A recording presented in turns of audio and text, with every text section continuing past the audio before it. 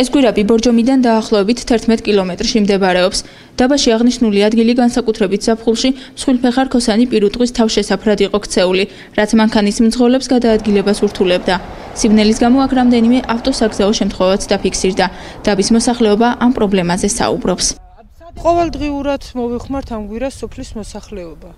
იმიტომ იქით სხვა მოსახლეობაც არის და ბაღები გვაქვს და დავდიოდით ყოველთვის. რთული იყო, რომ სინათლე არ იყო მართლა. ავარიული სიტუაციებიც ხშირად ხდებოდა, მომხდარა. ძღოლები თბილისი გვიცნობდა უკვე საქონელი რა შემოდიოდა, ერთი ამბავი იყო. დაფიქსირდა ის შემთხვევები, რომ უპატრონოდ იყო საქონელი გაშვებული, შევიდნენ გვირაბში და კაცი თავი გზაზე მიდის მანქანა გაცვა და ძრო ხوار ეცლება. დაეჯახა საქონელსა. დაბის გვირაბში ამჟამად ფერადი ნათურები მონტაჟდება. სამუშაოების ძირითადი ნაწილი უკვე შესრულებულია.